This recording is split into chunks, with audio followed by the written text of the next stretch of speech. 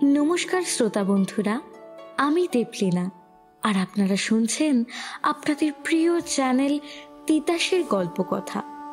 আমাদের আজকের বিশেষ নিবেদন মুন্সী প্রেমচন্দ্রের ছোট গল্প বিমাতা। গল্পটি ভালো লাগলে চ্যানেলটিকে সাবস্ক্রাইব করে পাশে থাকা বেল আইকনটি প্রেস করে দেবেন, যাতে পরবর্তী গল্পের আপডেট সবার আগে পৌঁছে যায় আপনাদের কাছে। শুরু হচ্ছে আমাদের আজকের গল্প বিমাতা। পত্নী বিয়োগের 3 মাস পরেই পুনর্বিবাহ করার অর্থ হল মৃতাত্মার প্রতি ঘোরতর অবিচার, এবং এই অন্যায় প্রকৃতপক্ষে ক্ষমারই অযোগ্য। আমি এটা বলতে চাইছি না যে ওই স্বর্গবাসিনী আমার প্রেরণার উৎস। আমার এই কথারও যথেষ্ট গুরুত্ব আছে যে একটি ছোট্ট মা মরা শিশুর কাছে তার মায়ের পরিপূরক হিসেবে কারো উপস্থিতি অবশ্যই প্রয়োজনীয় ছিল। এই বিষয়ে আমার মন খুবই পরিষ্কার, এবং আমার আশা পরলোকগতরা আমার এই সিদ্ধান্ত এবং কৃতকার্যের জন্য সেখানে কোনো বিরূপ আলোচনা করবেন না। অন্তত আমার অসহায় অবস্থাটা বিবেচনা করবেন।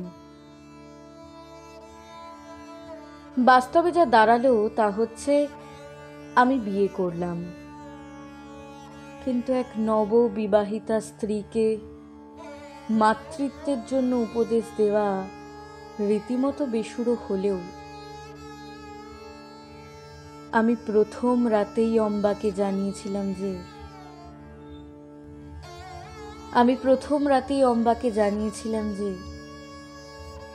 আমি তোমাকে স্রেফ একটি অভিপ্রায়েই বিয়ে করেছি, যে তুমি আমার ছোট্ট মা মরা ছেলেটির মা হও এবং ওর মায়ের মৃত্যু শোক ওকে ভুলিয়ে দাও। এরপর প্রায় মাস 2 কেটে গেছে। রোজই সন্ধ্যায় আমি মুন্নুকে সঙ্গে নিয়ে হাঁটতে বেরোই। ফেরার সময় কখনো সখনো কোনো বন্ধু বান্ধবদের সঙ্গে দেখা সাক্ষাৎও করি। বন্ধুদের সঙ্গে দেখা সাক্ষাতে মুন্নুও বেশ হাসি খুশি থাকে। আসলে আমার এই হাঁটতে বেরিয়ে বন্ধুদের সঙ্গে গল্প গুজবে যে আমি নিজে খুব আনন্দ পাই তা ঠিক নয়। আমার উদ্দেশ্য ছিল আমার ছেলে যে এই বয়সে ঠিক কতটা বুদ্ধিমান তা সবাইকে জানানো। ফলে আমার বন্ধুরা যখন মুন্নুকে আদর করত বা তার বুদ্ধির তারিফ করত, তখন আনন্দে আমার বুক ভরে যেত। এইরকমই একদিন বিকেলে হেঁটে ফেরার পথে আমি ছেলেকে নিয়ে গেলাম বাবু জালা সিংয়ের বাড়িতে। উনি আমার ঘনিষ্ঠ বন্ধু, কিন্তু তাই বলে এই নয় যে আমি আমার অসুবিধে, পারিবারিক কলহের কথা বা আর্থিক দুর্বলতার কথা তার কাছে বলতাম, জানতেই দিতাম না। অর্থাৎ অন্তরঙ্গ বন্ধুত্বতার মধ্যে এটুকুই খাত ছিল। নিজের লজ্জার কথা কি বলা যায়? হঠাৎই সেদিন বাবু জালা সিং মুন্নুকে জিজ্ঞেস করে বসল, কি গো, তোমার নতুন মা তোমাকে খুব ভালোবাসেন, তাই না? আমি একটু হেসে মুন্নুর মুখের দিকে চেয়ে রইলাম, দেখি ও কি জবাব দেয়। অবশ্য ওর আচরণ বা জবাব আমাকে কখনো অপ্রস্তুতে ফেলেনি, ফলে আমার কোনো সন্দেহই ছিল না। আমি বেশ ভালো মতোই জানতাম যে অম্বা ওকে খুবই ভালোবাসে, কিন্তু আমি খুবই আশ্চর্য হলাম যখন দেখলাম মুন্নু মুখে কোনো জবাব দিল না, কিন্তু চোখ দিয়ে ধীরে ধীরে জল গড়িয়ে পড়তে লাগলো। আমি তো খুব লজ্জায় পড়ে গেলাম, এক্কেবারে অপ্রস্তুত। মুন্নুর এই চোখের জল অম্বা সম্পর্কে গত 2 মাস ধরে আমার মনে তৈরি হওয়া সুন্দর ছবিটা এক্কেবারে ছিন্ন ভিন্ন করে দিল। জালা সিংও কিছুটা সংশয় পড়ে গিয়ে মমতার সুরে জিজ্ঞাসা করল, কাঁদছ কেন বাবু? মুন্নু জবাব দিল, কই কাঁদছি না তো, চোখে ধোয়া লেগেছে যে। জালা সিং এর মনে আমার দ্বিতীয় স্ত্রীর স্নেহ মমতা সম্পর্কে সন্দেহ হতেই পারে, কারণ সে বাইরের লোক। কিন্তু এখন তো আমি নিজেই নিজেকে আর বিশ্বাস করতে পারছি না। অম্বা তো তাহলে আর স্নেহময়ী দেবী সম নয়। আমি তো এরই প্রশংসায় মুখ ব্যথা করে ফেলেছি। লজ্জা আর দুঃখে প্রায় মাথা নিচু করেই ওর বাড়ি থেকে উঠে চলে এলাম। বাড়ির দিকে ফিরছি আর ভাবছি যে এই ক্রোধ আমি আজ কিভাবে প্রকাশ করব। ভাবলাম ঘরে ঢুকেই শটান মাথা মুখ ঢেকে শুয়ে পড়ব। অম্বা যখন জিজ্ঞেস করবে তখন বিরক্তি দেখিয়ে বলবো যে আমার খুব মাথা ধরেছে, বিরক্ত করো না। অম্বা খেতে ডাকতে এলে এমন খিচিয়ে উঠব যে বুঝবে নিশ্চয়ই আমি কোনো বিষয়ে খুবই অসন্তুষ্ট হয়েছি। তারপরে ও পা ধরবে, তখন এমন তাচ্ছিল্যপূর্ণ ব্যঙ্গাত্মক কথা বলবো যে ওর সেটা সারা জীবন মনে থাকবে। এমন কাঁদাবো যে সে কথাও ওর বাদবাকি জীবন মনে থাকবে। এদিকে এও ভাবছি যে ওর হাসি মুখটা দেখে আমি শেষ পর্যন্ত এত কঠোর হয়ে থাকতে পারবো তো?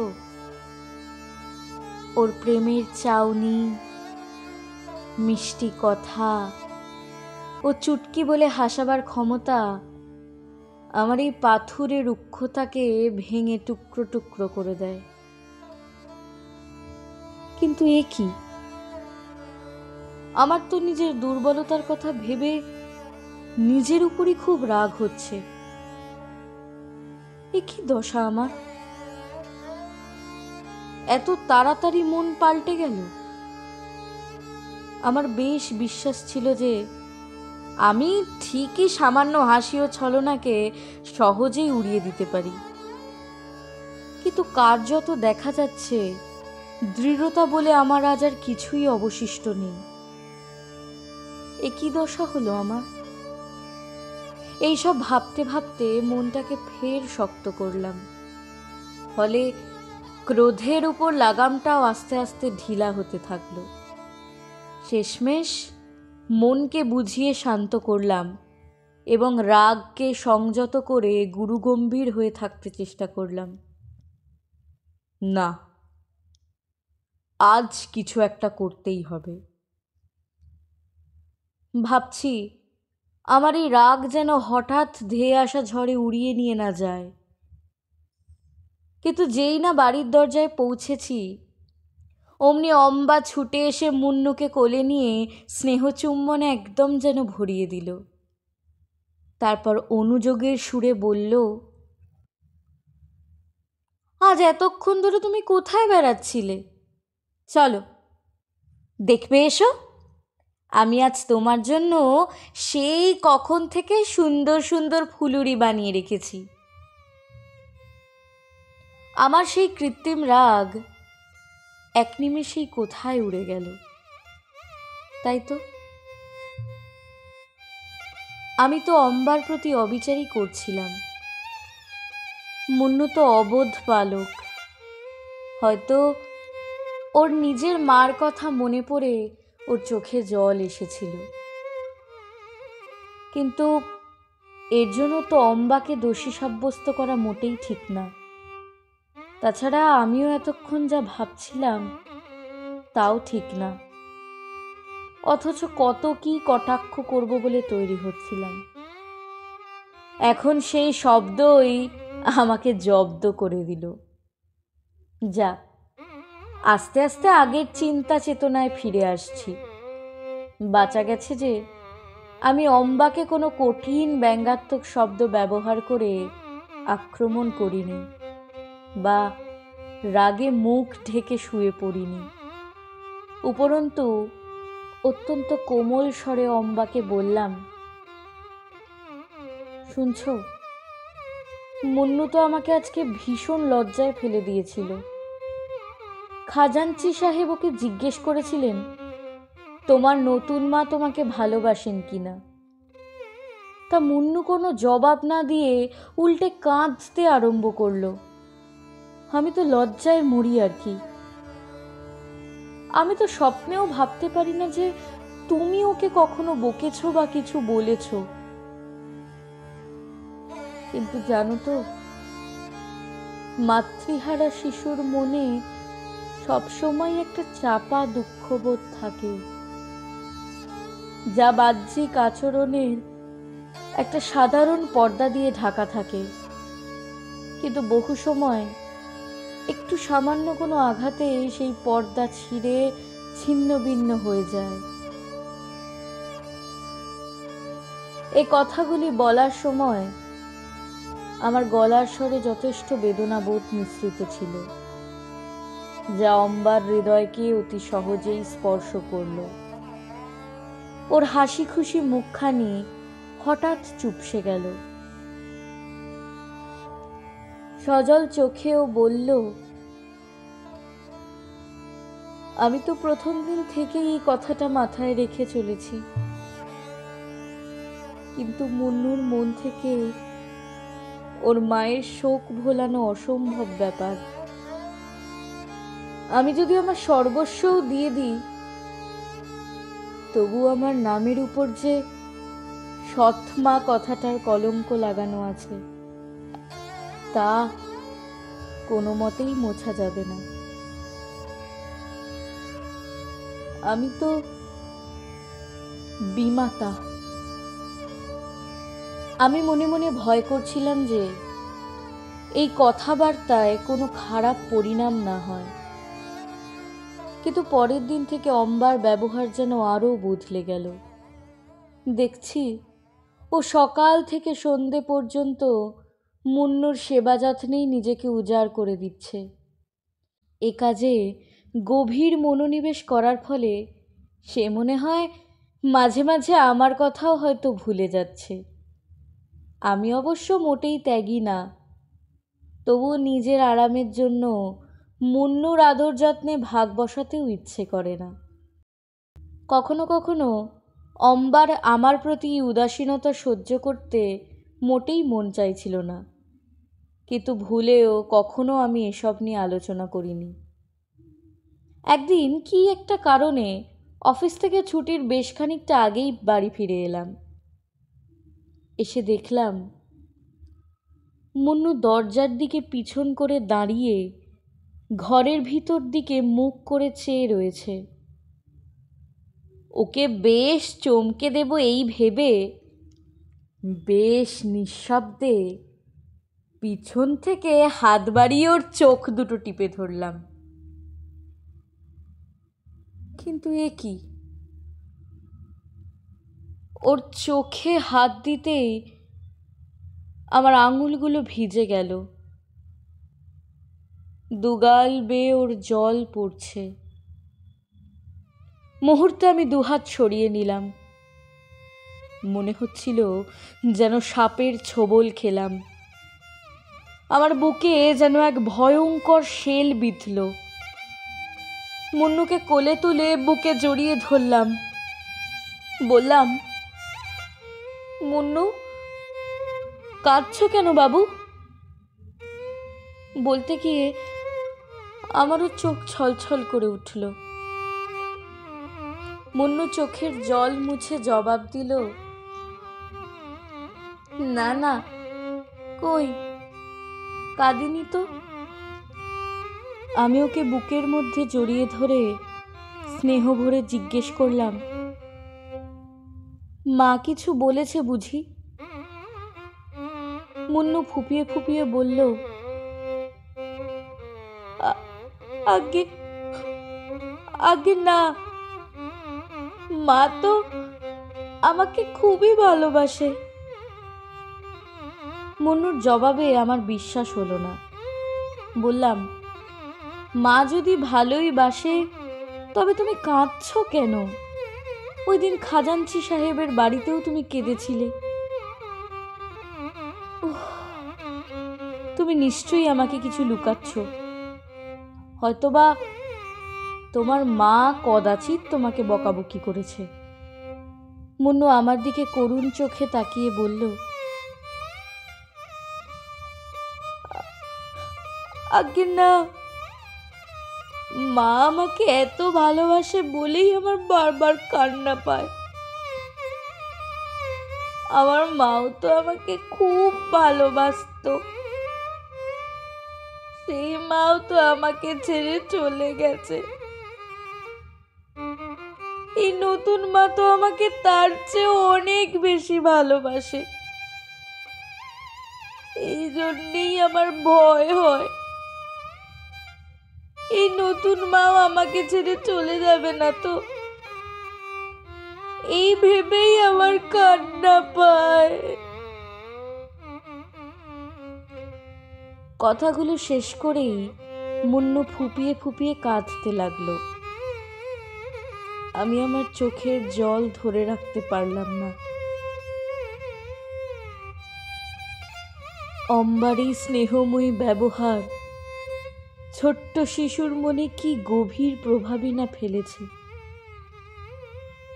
আমি তো বেশ স্তম্ভিত হয়ে রইলাম।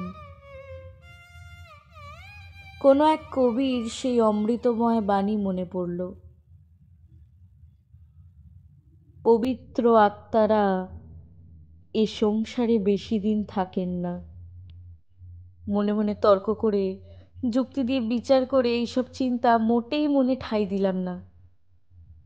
বুঝলাম, ওর মায়ের মৃত্যু, স্নেহ মমত্ব বোধ ও বিয়োগের মধ্যে একটা মানসিক সম্বন্ধ তৈরি করার ফলেই এসবও ভাবছে, এছাড়া আর অন্য কিছু না।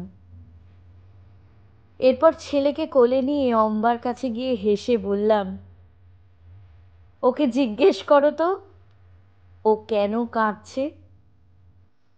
অম্বা তো আকাশ থেকে পড়ল। ওর মুখের চেহারা ফ্যাকাশে হয়ে গেল। বলল, তুমিই জিজ্ঞেস করো।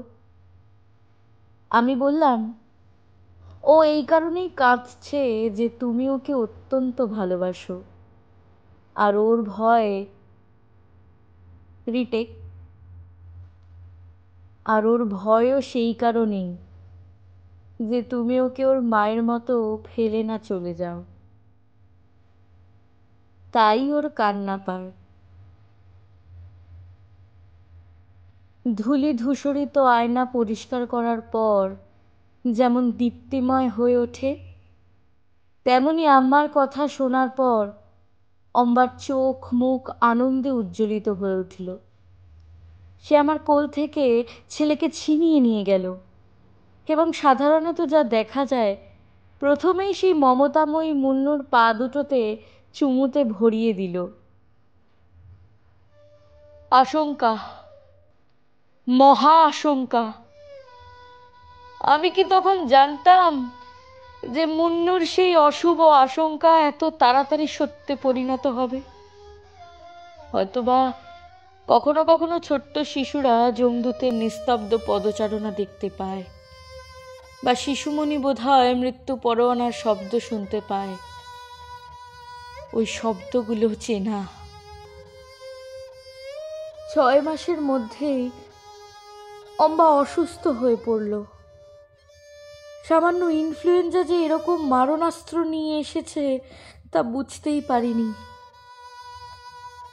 আমাদের সাজানো সুন্দর সংসার মরুভূমি করে দিয়ে অম্বা চির বিদায় নিল। দ্বিতীয়বার সেই পুনর্স্থাপিত ঘরদোর ফের ভেঙে একাকার হয়ে গেল। নিজের জীবন সে মুন্নুর জন্য উৎসর্গ করে দিয়েছিল।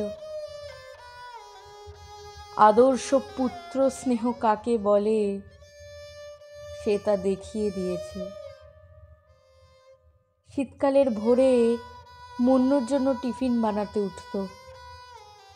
নতুন মায়ের অতিরিক্ত আদরে মুন্নু ভীষণ জেদি ও দুষ্টু হয়ে উঠেছিল। নতুন মা নিজের হাতে না খাওয়ালে সে কিছুই মুখে তুলত না। যতক্ষণ না মা এসে হাত পাকা দিয়ে বাতাস দেবে ততক্ষণ সে খাটিয়াতে শুতোই না। চেঁচামেচি, হই হট্টগোল, কান্নাকাটি ইত্যাদি করে মাকে একদম হয়রান করে দিত। অম্বা কিন্তু এসব ব্যাপারে কখনো বিরক্ত হতো না, বরং মনে মনে খুশিই হতো। ওদিকে ইনফ্লুয়েঞ্জা দারুণ আক্রমণ করেছে। পাশ ফেরারও ক্ষমতা নেই অম্বার। শরীর ক্রমেই অবনতির দিকে যাচ্ছে। কিন্তু মুন্নু সকালে কি খাবে তা বানানোর চিন্তা অম্বাকে আরো কাতর করে রাখত। হায় অদৃষ্ট, ওই নিঃস্বার্থ মাতৃস্নেহ আজ অধরা স্বপ্ন হয়েই থাকল। এসব কথা মনে পড়লে মন ভীষণ ভারাক্রান্ত হয়। অম্বার মৃত্যুর সঙ্গে মুন্নুরও দুষ্টুমি, খেলাধুলো কোথায় যেন বিদায় নিল। এখন ছেলে শোক ও নৈরাশ্যের প্রতিমূর্তি হয়েই চুপচাপ থাকত। ও কিন্তু আর ইদানিং একদমই কান্নাকাটি করে না। জীবনের অমূল্য সম্পদ হারিয়ে মুন্নুর আজ কোনো খটকা নেই। সে আজ ভয়হীন, আশঙ্কাহীন।